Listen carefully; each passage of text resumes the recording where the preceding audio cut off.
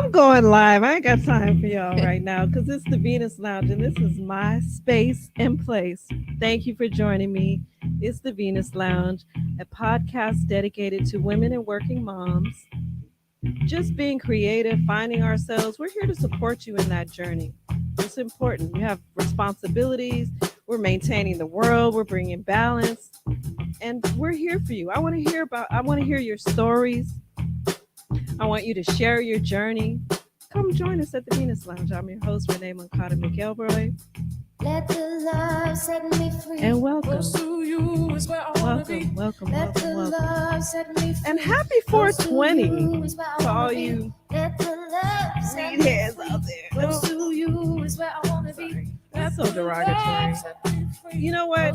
I don't want to just say weed heads because that implies that we're just sitting around all day like, yeah, dude, it's like you're just sitting here on your couch smoking weed, not doing anything. And there are some very productive weed smokers out there that are changing the world. Like me, for example. I've been smoking weed since I was, God, I can't even remember. I don't want anybody to call CPS, but let me just say this. When I was going to school, they used to call it was like, it had regular names like Thai stick, right? Indica. Just, it sounded like the plant that it grew from, right? It was relaxing. You got creative. But now you guys got some crazy stuff out here that I don't know. I don't even want to smoke because it doesn't even feel like weed. It's like jet fuel gelato or like granddaddy purple or some like crazy name. You know what I mean? What's the other grape gasoline? Like who wants to smoke that? Not me.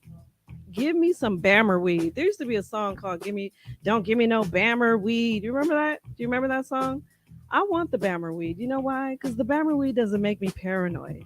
The Bammer weed doesn't make me think about how bad my life is going and have me looking out the windows. That Bammer weed used to have me like really relaxed. I don't know what it is that you guys are smoking these days, but I don't know. I can't deal with it right now. I don't know. But happy 420. I remember the first time I smoked a joint, and actually it was with my father, to be quite honest. And he was like, you hold it in like this, and then be trying to talk when you hold it in the toe, just like this, and then be like, ear. Somebody have to stand Ear. up and defend the children. And I'd be like looking like, is this a setup? Like, can I smoke it? Or is he going to see if I smoke it and then try and like get me in trouble? Is this like a test? And he was like, I want you to smoke it with me, your father. Yeah, he was Latin. With your daddy. Smoke it with me. So that way, when you go out, you're not getting a hold of something that's not good for you. You could say you smoke it with me. That way, you know what you're getting. Here, smoke it. And I was like, all right. So I hit the weed. I started coughing and all this stuff, and it was just having me feeling like super relaxed. And then I was like, okay. So do you just want somebody you want to smoke weed with? Like, because that's the thing. Because now you're acting like you want to smoke weed with me. I think you just, because you don't want me to go smoke it in the street, or do you just want somebody to smoke with? Because you never said that about anything else, Dad. You never said, here's some money. I don't want you to go get anywhere else. I want you to get the money from me.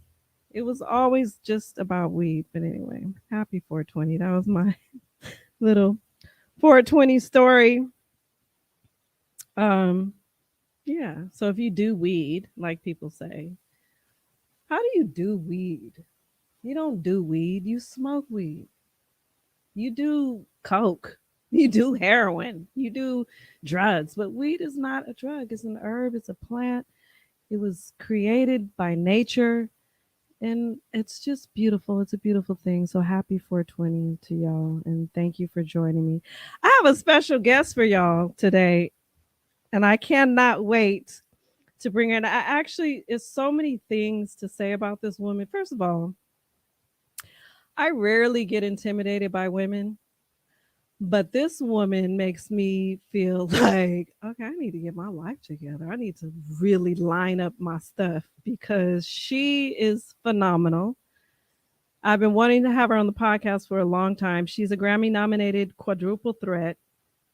She's an artist. She's an actress. She's an athlete. She's a mother. She's a wife. And her name is Ryan Nicole. Thank you. Welcome to the Renee. Venus Lounge. I'm like blushing a lot right now. Thank you.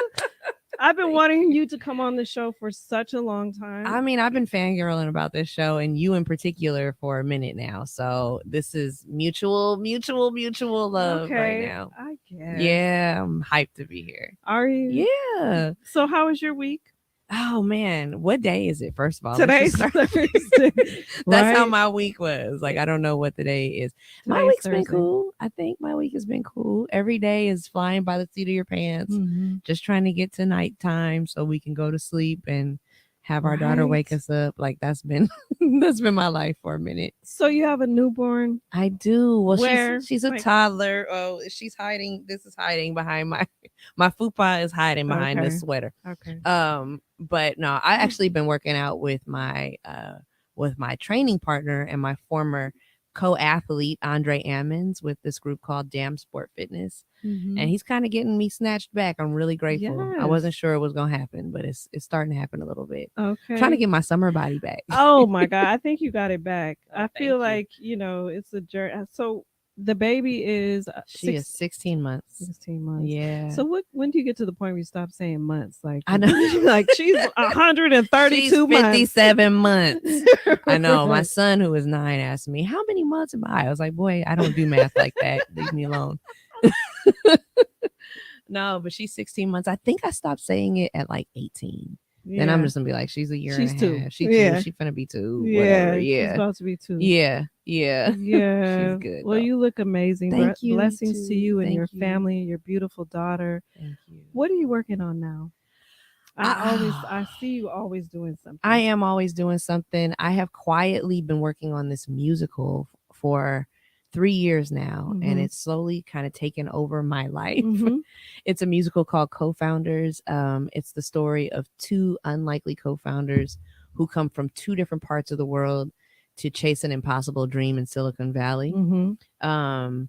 Which sounds like that's kind of the Disney tagline, but frankly, it's a story about a West Oakland Black girl and a well-to-do white boy from the East Coast who come together. They weren't intended to come together, but end up Mhm. having to become partners Mhm. to figure out how to overcome Silicon Valley's challenges in Mhm. this day and age, and how it impacts places like West Oakland, Right. right? And how access is just not a thing for young Black girls, who may or may not be interested in tech, who this girl happens to be, very interested and talented in tech.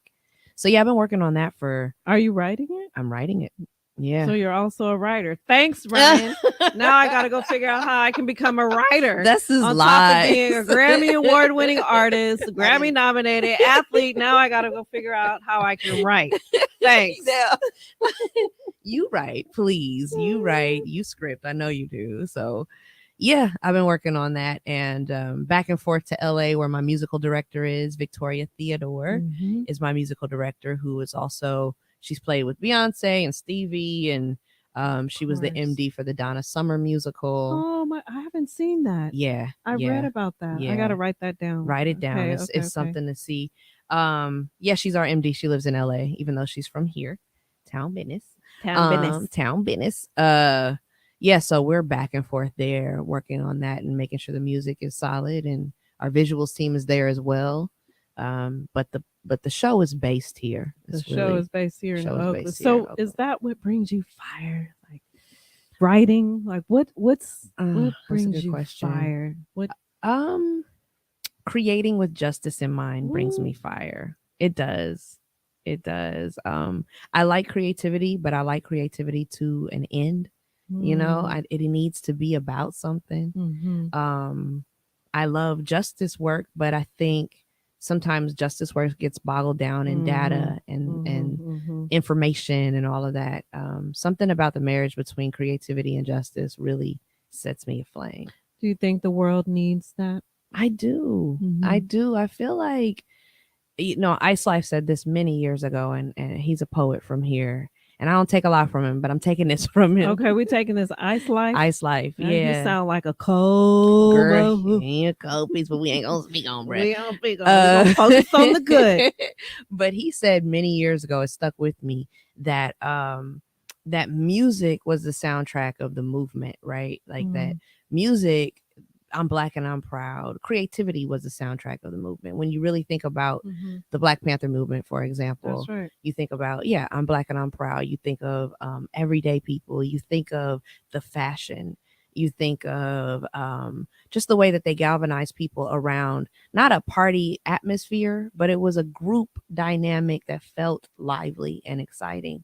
There was art, when you think about the imagery of the Panther, and you think of the magazine and the paper and all of that, right? Like the aesthetic. there's Music is a huge part of how we get down, though. yeah. Like, I feel like you should have your own theme song when you walk into a room. Oh, Oh, it's a bass. yeah, it is. It is. Okay, I like it. The band Okay. is out there. They're out there. I gotta figure out what my instrument is. Yeah, when what I is walk your into a room. instrument?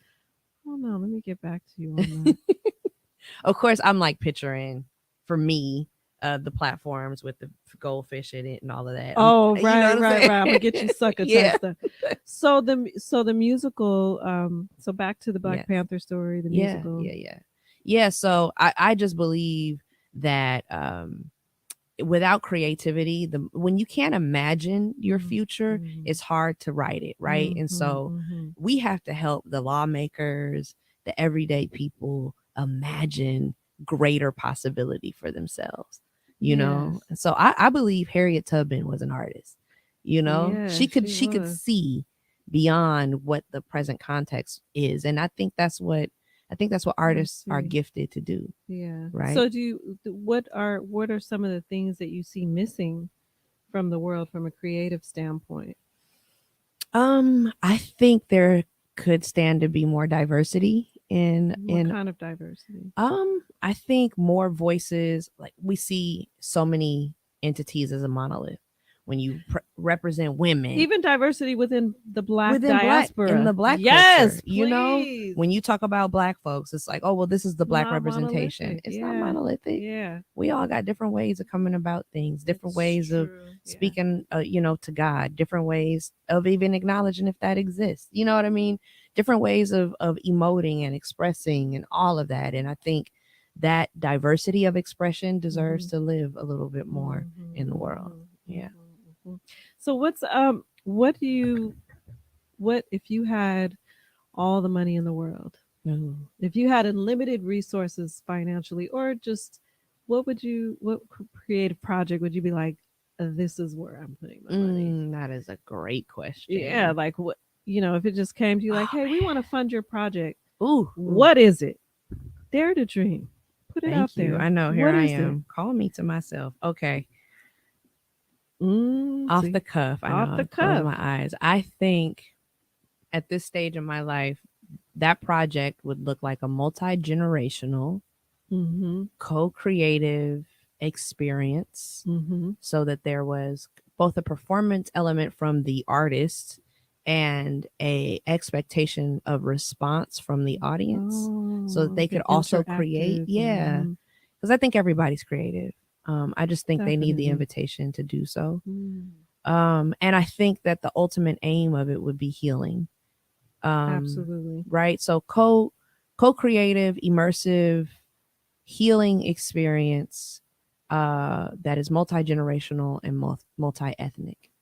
I like that. I like how you didn't get very specific with Yeah, it. You just stayed very general. Yeah, because I That's dope. think people should have a container, but I think they should be able to express how they express.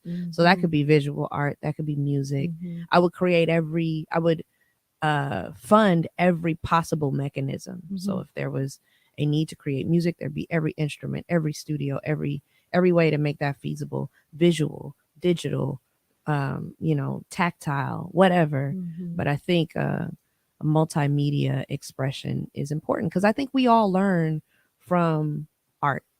I think they always say, does life imitate art or does art imitate life? And I Mhm. think life in a lot of ways imitates Is art. Yeah, it is art. And it is art, Yeah, right? It is art. Art is creativity. Creator created us, created life. And you say you think creator, you're Hello. a creator Bam, bam. because you're a mom. You created two Amen. beautiful children, Thank and you. we all have the potential to be creators. We all do. Especially women. I'm just gonna say Exactly. that I'm very pro Say it. woman, pro sisterhood. Are you really? I'm always duh, right. duh. Right. I don't know. I just love my sisters, my Mm. circles, my friends. So, Yes. what word best describes you?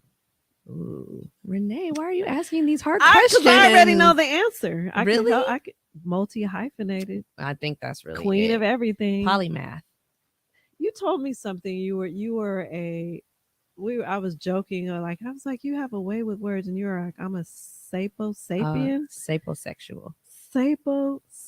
Mhm. What? Sapiosexual. You Yeah. could probably just really just have everything you wanted.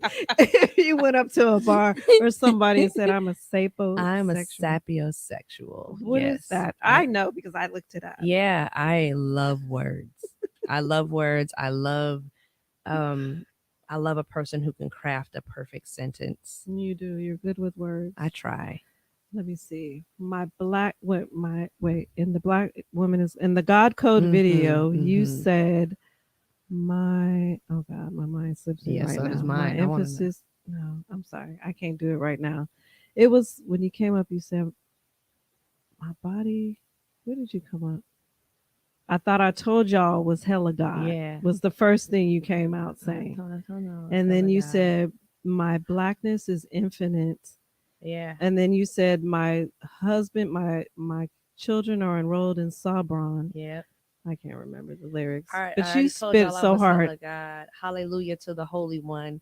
Helen from Oakland to the Côte d'Ivoire. Come on. I be gone in Abidjan, airborne in the Savon. Yeah.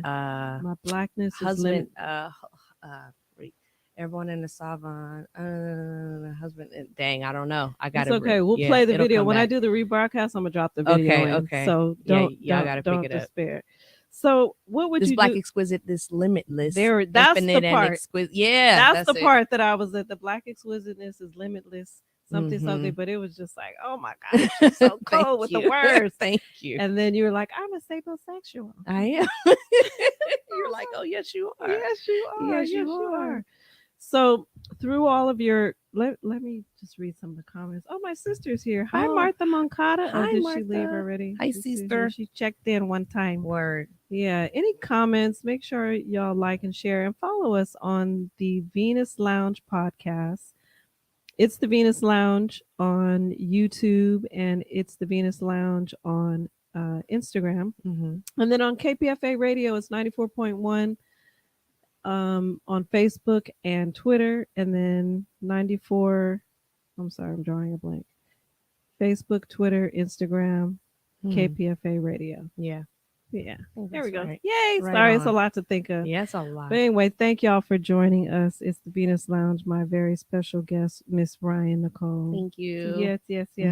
So through all your creative endeavors and your social justice and your community advocacy, what is the top of the list of the problem you would like to solve? I really want people to see possibility. Like, I just want to see themselves. I want people to see themselves as possible.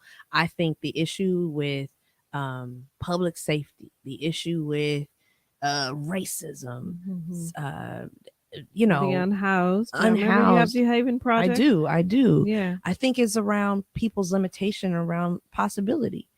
I fully believe that, the earth is God's and the fullness therein, and that we are God's children, and that we have access to that fullness, and that we can do whatever it is that we imagine. And so I think the problem with society oftentimes has to do with our inability to imagine. Yeah. Do you think people are afraid to imagine? I do. Why? I do. I think people are afraid to say, I know this for myself, at least, afraid to say what's possible, because then they're accountable to it, right? Then you have to do the work, right? When you know what is possible and you say it out loud or you say it to yourself, then you have to be accountable to either doing it or not living up So to you it. can't just imagine for imagination's sake? Absolutely not. Nothing Why? works that way. Really? Nothing So works you that can't way. just be like, I wish I could just fly, and I'm imagining myself flying, and then that's it. I'm good. I think it's impossible. I think Mhm. the human condition makes it so that we oftentimes find ways to manifest what it is that we imagine. So is there something that you want to do that's impossible? That you think is impossible? I mean, I Since sound you are it's yeah, impossible. yeah. I Yeah, feel like it's corny, but I feel like I want to heal the world. yeah, I it's not do. corny. I do. I want to heal the world. I want to start with us first. I want to Black people. start as insular as possible with the Black woman first, the Black man's family second, and I want the Black community third, and I want to work out from there. I want to work from the least of us up. Mhm. Because honestly, I believe if we solve for us, if we solve for the least of us, we solve for so many people. Where do we need to heal as Black women? Oh man, I mean, I think we're doing amazing. So let me just start I with do that. too, but there's areas we could work Yeah. on, and we don't want to call that out sometimes. Yeah, I think I'm working in this collective right now, Black Mhm. women, and I think it's really astounding how much white supremacy we've ingested and embodied. Like, I think we are all like, oh my God, I can't believe I do that. I can't believe I undermined you. I can't believe I can't believe I'm having an identity crisis. With my Yeah. body and my looks and my hair. all of it. And so I think the first step is to like really examine how we are embodying things that are just not healthy for us, that are literally killing us. For example.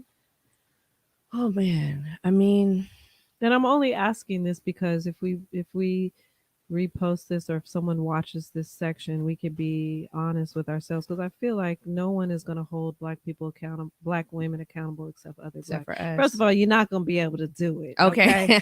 Anybody else that come up talking about you're going to Yeah. get shut And down. immediately. You're going to get broke down try and it. cussed out. Don't do So no one else can do it. The only one Mhm. that's going to be able to hold Black women accountable for us to heal is other Black women. Real That's talk. why I'm asking. Real talk.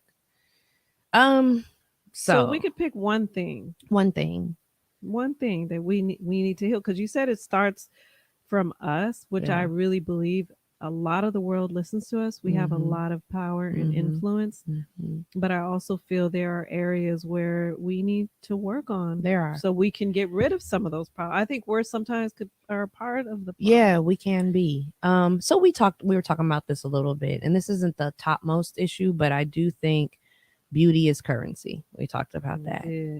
And I think we have a ways to go around defining what that is. And vanity, right? Like, what is it to be beautiful, and who and what are you ascribing to when you deem yourself as such? What is your power? Like, if you have sexual power, what's the exchange? You know what I'm saying? Who are you exchanging that currency with, and to what end and why? Like, what is that? You mean using that sexual power in a way that it might compromise you or compromise your sister? You know what I mean? Like, you might make the decision unilaterally and it might be fine for you, but what does it do to your sis? What does it do to your daughter? Your niece? You know what I'm saying? Like, and men, yeah, like, because they pick their cues up from us. Exactly. So, and I'm not saying saying that they don't have to be accountable for how they behave, because that's for y'all men to handle on your own. But in terms of us, right, I think we could go ahead. I'm gonna let you finish. No, you're right. I want to hear what you have to say. No, I'm just saying, I think that when we talked about using sexuality and power, that can mean a lot of different things. It doesn't have to just always mean physical, right, or showing excessive body parts, which that's cool too. That's your business. And that's grown woman stuff, because there were some women that could do that, and they handled their business, and they knew what came with that. That's right. And they were doing it. But now everybody wants to do it, and you might not be cut out for that. But you named it too. It's grown woman stuff. Grown woman. And what is it to be a grown woman? It's not Yes. just I'm 18 and I got TNA and right. I'm ready to go. It's, and it's not even I'm 35 and I got TNA and I'm Yeah. ready to go. Like, are you grown though? You know what I Are mean? you grown? And I've always, this is a question I have, and I want to have some women who speak to this who are sex workers, Mm-hmm. who I've always wanted to believe that a woman who decides to be a sex worker, if that's her choice to do Mhm. it, and it doesn't stem from sexual abuse or just any Yeah. kind of violence against her. I Yeah. always wondered that, like, do you think that those two things go hand in hand, or could a woman just want to, use her sexual body as her way to make her way through life and do her thing? I think both realities are true, I think so. right? I think both the realities are true. I think we exist in a context that, we exist in a capitalistic context, and that means that power is always imbalanced. Power is in the hands of those who have the capital. But but let's talk about currency versus capital, because Hey, sexuality is a currency. but this is what I'm saying. It is a currency. So is it to what end? What's the exchange? Yeah, Are you exchanging back to that the original currency for question. capital? But if she's in charge of that, she can say, yes, I'm exchanging it I'm giving you this and I want that in return. That's fine. That's as long as you're making an informed decision. Let's informed. Look at you, Renee. Let's define informed. Let's define. Why does it have to be informed? This is the hardest podcast I've ever been on. I'm just breaking it down, and this is for my own knowledge, because we kind of went down a rabbit hole because we were talking about Black women and our bodies and sexuality, and then we kind of reared off. For those of you just joining the conversation, hi, how you doing? Because it was just me and you here. I have Ryan Nicole here, and we are right in the middle of discussing. She started the conversation off talking about how she wanted to heal the world. Heal the world. Make it a better place for you and me. and the entire human race. And it starts with us as Black women, for our community. For our people. And so we talked about places that we need to heal, and then sexuality came up. Yeah. And beauty came up, then beauty sexuality and vanity and sexuality, because now we are seeing that beauty and sexuality are becoming almost synonymous. Yeah, there's a very fine line. TNA, like we just in the back with like juice shots, like, ooh, shoot me up. That's real. Like, girl, that's what I'm saying. Hell up here. That's girl, what I'm look saying. At them. Girl, like, we're pumping each other up, and it's just like, oh my God, this is ridiculous. Right. So I'm saying, so when you ask what's informed, right? And what's the exchange? So if I'm getting back shots, wait, back shots. I know, but you know what I'm saying. I can't cuss on here, so I'm saying it how I'm saying it. Booty shots, not back shots. I know what back shots are. We all know what back shots are. Booty shots. If you're getting that for an exchange of capital or attention, what's at what cost, right? Like, how's your health doing? Are you gonna be able to survive? You know what I mean? You're not. Yeah. How you doing? You like sleeping standing up, sis? Right. Like it, whatever your business is, but right. And to be informed, like maybe you do like sleep standing. I don't know. Maybe what the end date is for you to have those injections.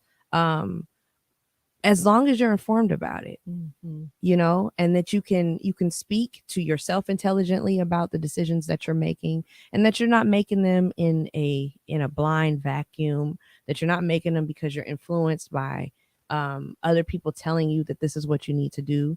That this is your own personally informed decision. I feel like it's inherently in a blind vacuum. The fact that you feel that you have to do it, like. Some of these women already have beautiful bodies. Yeah. Like, it used to be where it's just like you made whatever you had work. Right. Like that was the art. Right.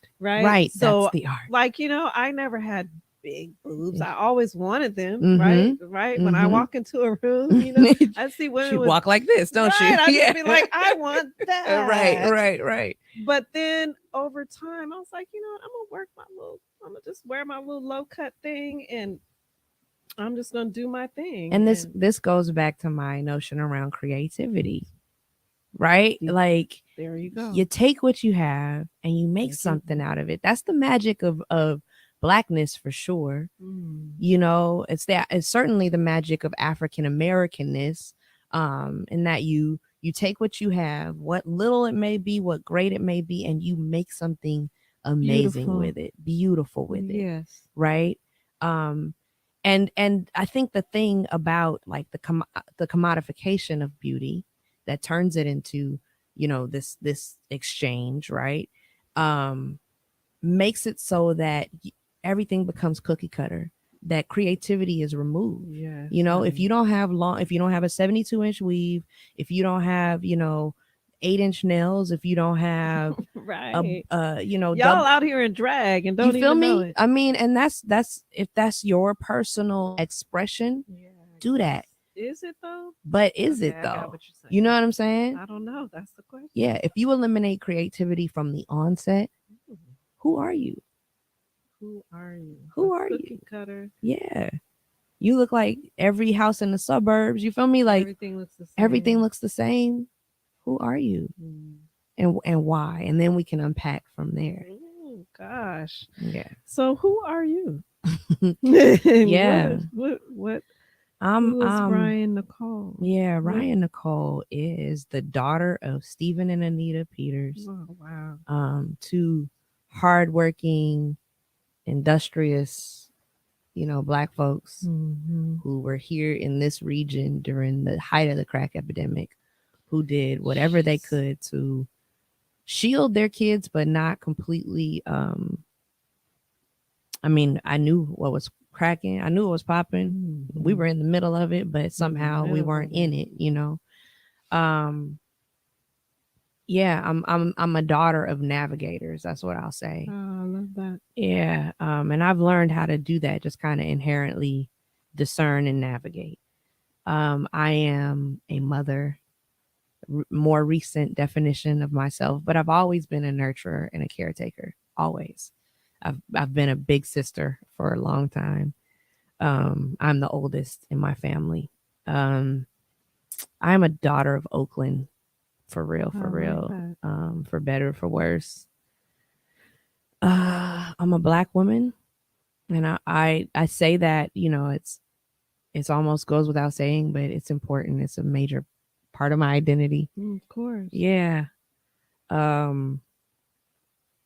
Yeah, and it goes from there. Everything else flows from there. You said you have 2 children and a husband. I know the family life is just a whole different thing. Yeah. Do you feel that being a mother and a wife and children gives you more meaning in life? What gives your life meaning? Oh, what gives my life meaning? I think, yes, being a mother and a wife gives my life more meaning. But I never felt defined by my marriage. I feel more defined by motherhood. I do. I don't think I ever strive to be either a mom or a wife. Why do you feel more defined by motherhood? Because it beats you into submission.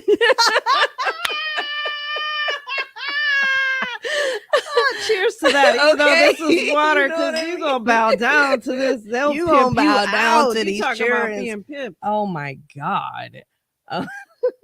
Yeah. You say bow down to submission.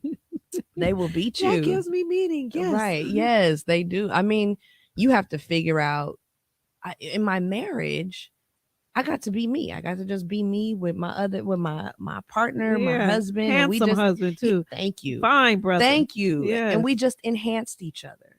You know what I mean? I could see that. I saw some pictures that you posted.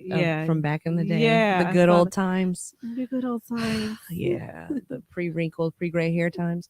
Yeah. And so we just got to enhance each other. So I don't think I was defined by it in any way. But not in any way, but not greatly. My children require me to expand in ways that I never knew was possible.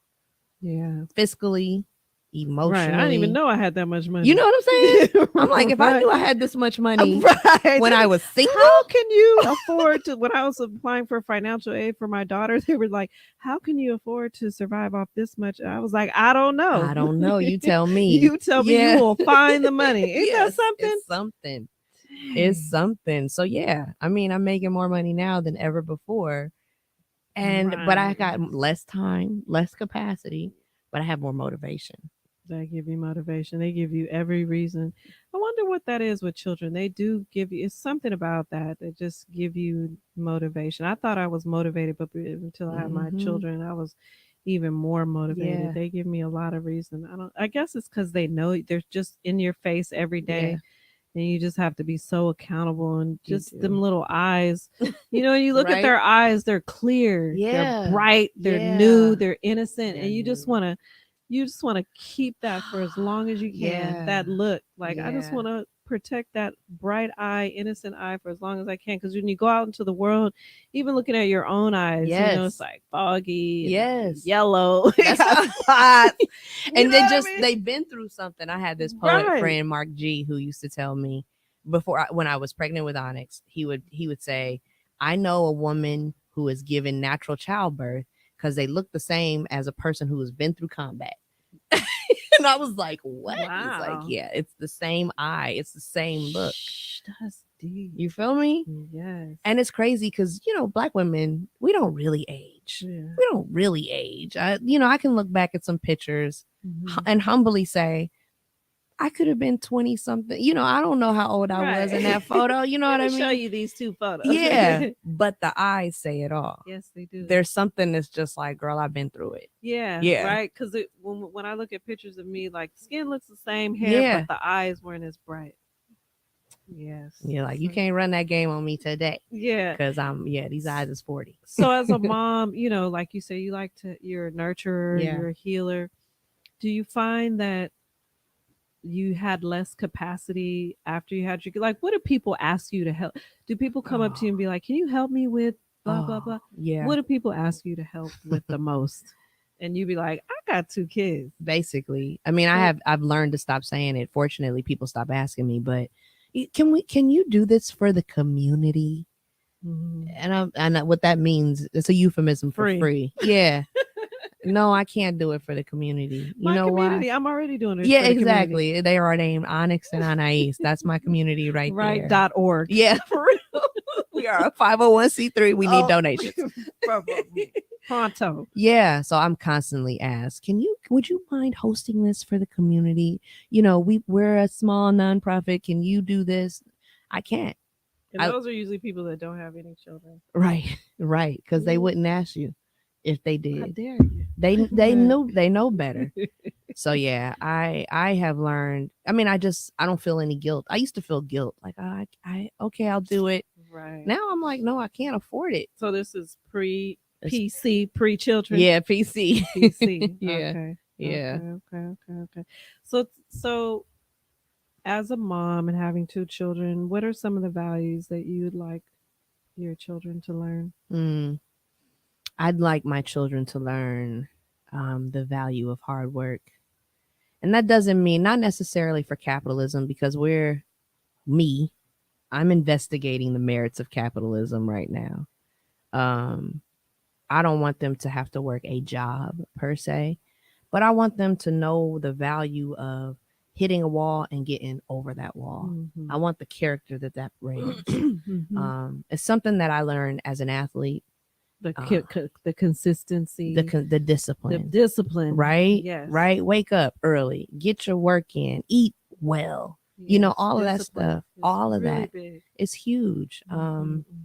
You know, that is a value that pays dividends across the board. You know, for your health, for your emotional and mental state. And you know, like, I'm in a tough pocket, but it's got to clear up. I'm gonna just bear down and get through it. You know, that kind of stuff you learn through athleticism. I would love for my children to pick up on that quality. I want them to learn grace, giving themselves grace, giving other people grace. Yes. Yeah. because we're all human out here. Yeah.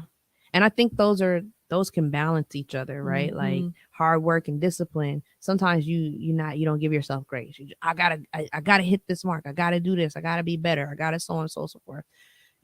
Grace allows you to say, okay, well, I didn't hit the mark. I'm okay.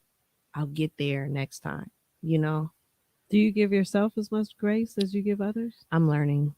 It's no. No. Why? I've been imbalanced for many years. I've done a lot over the years. I grew up in the 90s in East Oakland, and the party line was, you get out of here. You know what I mean? If you're going to be successful, you got to get out of here. And I believed that wholeheartedly at the time. And so that to me meant I got to put my head down and work as hard as I can and look up and hopefully arrive on the other side of something. And in that, there was just no space for like, oh, well, I'll do it tomorrow, or, oh, I'm going to take a nap. Yeah. I'm just trying to get out of here. You feel me? So, yeah. So it's the fear? I think, yeah, it wasn't my fear initially. It was Imposed the imposed fear that came from protection and love, right? And parenting that I inherited, that I carried out. I created a value around that because everybody celebrated it. Mm-hmm. Oh, you got good grades. Oh, you're doing so well, and such and so on forth. And so, I embodied it and didn't see it and recognize it as fear initially. Mm-hmm. And honestly, until you name it, I probably wouldn't have called it that until just now. Mm-hmm. But that's exactly what it was. So is it fear of like not being productive? Yeah. Yeah. So, because I remember I saw you at the Oakland Museum. You did a performance with Coco Pela. Mm-hmm. I forget what the name of the event was. I'm Jane Rowe. I'm Jane Rowe. And you were on stage.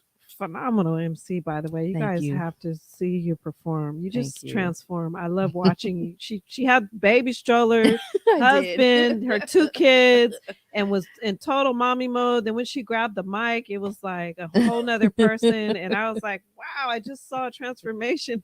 Like literally Wonder Woman. Like she spun around and then she came out. Right. But then you came off the stage and you said something. I said, how do you do it? You was like, I don't know. I can't stop. I can't.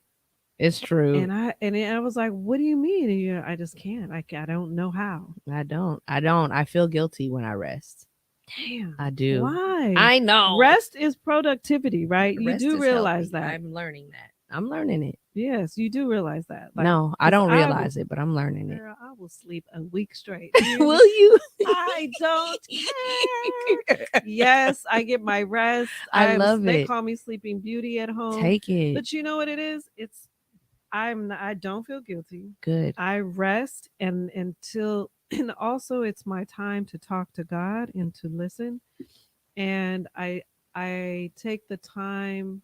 I don't know even when this started because I can't even remember when it started, but now I think it happened maybe during the pandemic. I want to say I got really comfortable with just like, you know what, I'm replenishing myself, and I realize how much I give to my family, to people, my community. Just I'm always giving and shelling out, and I'm just recalibrating is what I'm doing. So I don't look at it as being lazy or I feel like I have to recalibrate. I have to, recharge. Yeah. And and I just wish you rest. Thank you. And allow yourself to rest and allow your husband to spoil you. Ooh. Michael Austin. Allow him to spoil you. Get some rest. I was gonna say, like, if something happens where the world is gonna end tomorrow, right? Would you be satisfied with the legacy that you've left your children? And you better say yes. I would say thus far, yes. Okay. Yes. Yes. I was gonna say. I want to do a little more. Okay, like what? I would like to EGOT. Oh, so what would that give you though? Like, why an EGOT? There's a family legacy, a family history that I want to rectify. What do you mean? I had an uncle who was a great musician, great singer. My dad is a good singer. great singer, great guitar player, who and my father kind of sat back on his gifts. My uncle pursued his, but my uncle died prematurely. And I'm like, and my family is really gifted and really talented. I'm probably the least talented among them, honestly. Wow, that's saying a Yeah, lot. they're gifted. Because you're talented. Thank you. They're gifted and naturally, and I'm like, man, like some people get passed down these legacies and family legacies. There's the shoemakers and the welders and the lawyers and all these, and we never had it, but it was music. It's always been music and art and creativity, and I would like to show my family that there's possibility. Again, You don't think they already know that though for you? For me, I think they go like, oh, there's Ryan. Ryan, she She gonna ready for bring it home for the family. I think so. But so do you feel like some pressure there to? I don't think so. Okay. I feel like let's all do it. Let's all do it. Let's pursue these gifts. Mm-hmm. I think if you don't use it, you lose it. Mm-hmm. And if it's natural, if it comes to you, why not use it? Why not use it? Okay. Yeah. So you don't think you're using it? I'm using it, but I want the feathers in the cap. I also want my son and my daughter to be able to have access without having to grind like I did. Why? Let them grind. They better grind. They gonna grind in something. You know what? Sometimes when I hear people say, I want my children to have what I didn't have, I hear I want them to live a life feeling like they didn't have anything, or like projecting that onto your children. And I'm like, they had exactly what they had. Because I feel if we give them too much, then they won't. Where's their journey? Right, yeah. Like, why are, you brought them into the world. They have these gifts. Now it's time for them. I think we can offer them, the stability and family and the resources to make those things, but just giving them everything. That's real. They're not going to appreciate that. I took them to Disneyland and we went on a whole excursion and went to Yosemite and the mountains and took snow, just all kind of. They've said, what are we going to do next? Oh yeah. Boy, you know what? Next year, what we're doing? Right. Digging holes in the backyard. That's right. And they loved it. Really? Yes, because kids, you can't just keep giving. There's no discovery there. They have to discover. They have to problem solve. We can't arrest their development. We have to let them go through life. That's so life good. And you live life for you. That's a Get word. some sleep. Yes. Okay. I'm going to take that away. I'm taking it away. Serious. It's real because I think I realize in this conversation, I make my husband feel guilty for not resting. Because I'm just an Energizer bunny. Like, I'm going to get up and go. I'm going to get morning, like, yeah. I'm going to work out, and then I'm going to cook, and then I'm going to clean, and then I'm going to do my Zooms, and then I'm going to work out again. And then, and he's probably like, girl, just, I want to lay down, but I can't lay down because you going. Yeah. Yeah. So I will rest. Yeah. For myself, but also for him. Yeah. Yeah. Well, I'm not trying to tell you how to be a mother. No, that's I think real. You're though. a phenomenal mom, and Thank I see how you are with your children, with your family, how you balance it all, and you still save room for yourself to pursue your arts and your creativity and do stuff for the community. I just appreciate watching you and sharing that with you. And thank you. And I appreciate y'all being here at the Venus Lounge. You can watch us every Thursday at 7:00 here on Facebook. And then you can also follow us at It's the Venus Lounge on Instagram. And then also on KPFA Radio 94.1 on Facebook and Instagram, and KPFA Radio on Twitter, Twitch TV, and YouTube. And thank you to KPFA for providing the platform. Listener-supported radio, been around for over 74 years. And my team here, Miko Tolliver, Jess Hutchinson, Antonio Ortiz, and James Rockefeller. I appreciate y'all just giving me, support to be here running my mouth every Thursday at 7:00. And so thank you. Make sure you guys follow, like, and share. How many more minutes we have, Miko? Before we have 10 minutes? All right.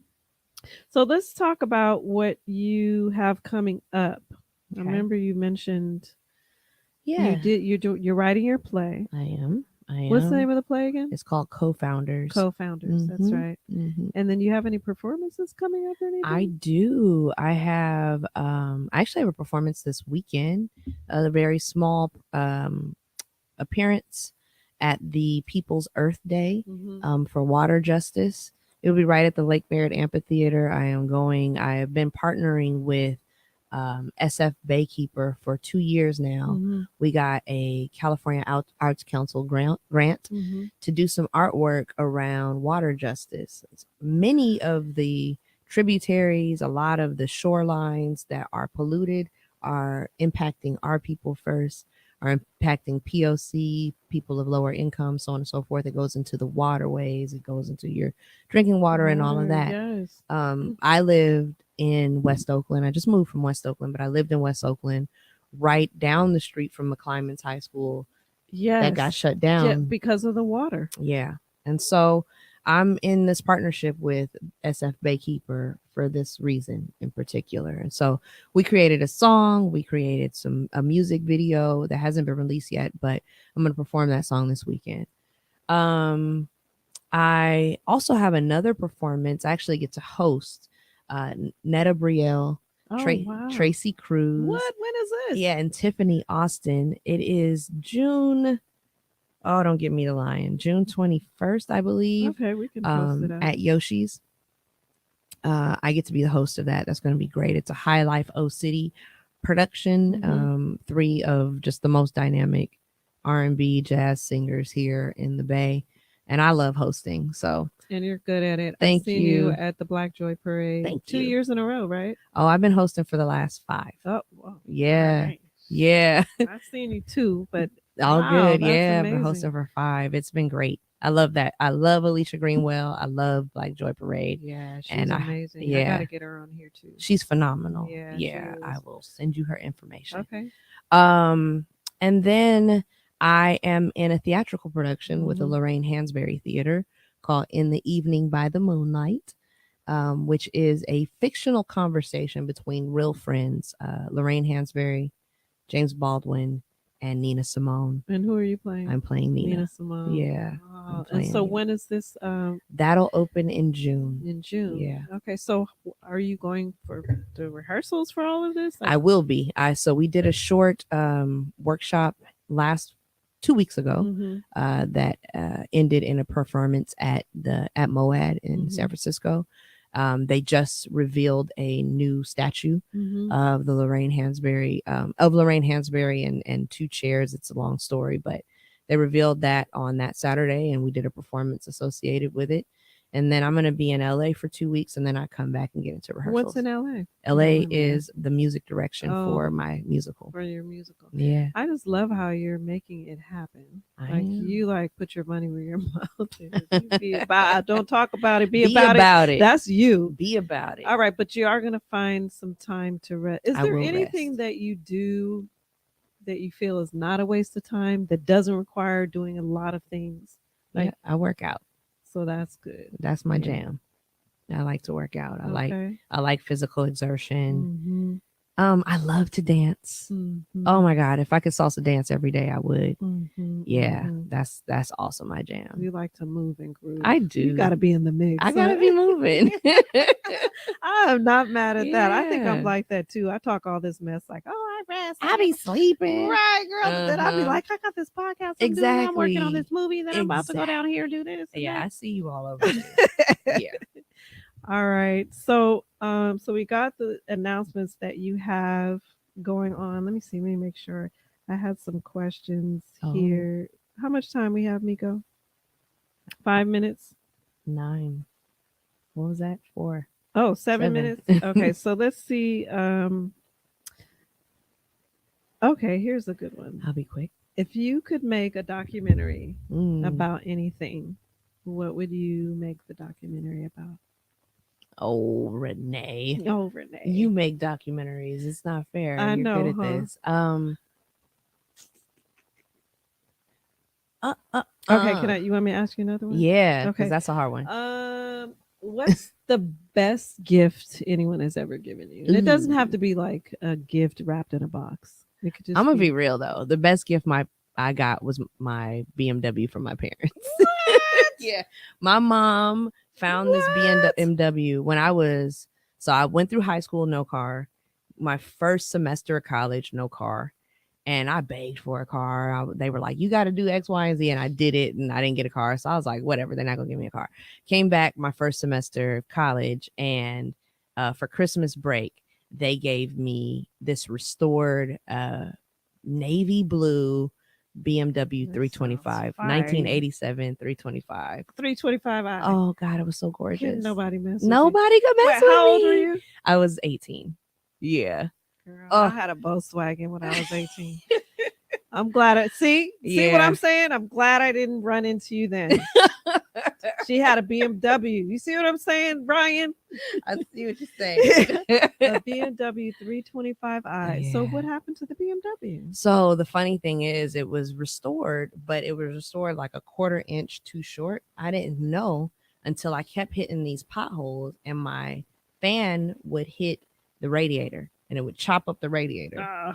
Right. And so that happened like 3 times. I spent all my little scholarship checks on repairing the car. My scholarship check. Seriously. Between that and Guess jeans, I would spend up all my money. And so finally I took it to this mechanic and he was like, the whole thing is too short. It's a 1/4 of an inch too short. So every time you hit a bump or anything like that, or you're going downhill, that thing juts forward. Eventually it's going to chop up your radiator. So I got rid of it. It was the hardest thing. How long did you have it before you had to get rid of it? I had it for 4 years. Oh, you got some good time. I did. I know you was. I was moving. Oh man, I was moving. I drove that thing Do to you have Arizona. any pictures of you in the I video? do. I bet. Me and the Mickey Fick. That's what it was called. Mickey Fick. The was Mickey the name? Fick. Yeah. Why? What's that? My nickname was Nikki Boo Boo. My middle name's Nicole. And my friends used to call me Nikki Ficky. And then I changed the car name to Mickey Ficky. That's crazy. Yeah. Nikki Ficky and the BMW 325i. All right. One last question. 1 minute or 2 minutes. Quick. What does success look like to you? Success looks like health. Nice. Yeah. And what kind of health? Mental health, physical health, All of the it. spiritual? All of it. So if you're healthy, you feel like you've been successful. And what is healthy? How do you maintain health? I pray. I eat well. I work out. And I love hard. Yeah. I see that. We love hard here at the Venus Lounge too. And we love that you guys joined us for this whole hour. Make sure you follow us at It's the Venus Lounge on Instagram and on YouTube, the Venus Lounge podcast. And I also started a new Facebook page. It's the Venus Lounge. I know, I'm excited. I'm really getting into this podcast. So I appreciate you guys joining and commenting and liking and sharing, and my KPFA family supporting me, Miko Tolliver, Jeff Hutchinson, and also Antonio Ortiz and James Rockefeller. Make sure you, and if you want to email me and you have suggestions for a show or a guest you'd like to appear on the Venus Lounge that you think would be good and they could come here and chop it up with me, you can email me at rmoncada@kpfa.org. And is there anything else you want to, what are the children's names? Because we're going to say hi to Anais and Onyx. Yes. I love those names. Yeah. We love y'all for watching. I'm trying to extend it out. Let me see if I could play some music. I want to shout you out. I want to shout out Renee Moncada McElroy. I think she is also a polymath. I think you're extremely gifted. For real. I really love how prolific you are. Every time I see you working on something new and dope, and I just want to keep encouraging you to continue to do that. I am. I'm gonna keep doing it. Thank you. I appreciate that. Yes, I appreciate it. And we'll be out of here in a few minutes. I'm going to read some comments. Oh yeah, what are the people saying? It disappeared. I think I hit the wrong button. Yeah, it's okay, but we're gonna listen to a little music. Oh, I love it. I love it. Oh, who's the young artist that you told me about? I like Victoria Monet, but she be cussing. Oh yeah, that's right. We can't hear. We can't hear her. So we'll go away from her. But shout out to Victoria Monet. Let's hear "Masterpiece" by Salt. There we go. I love Salt. All right. Thank y'all for joining. We'll see you next week here at the Venus Lounge, Thursday at 7 p.m. Bye.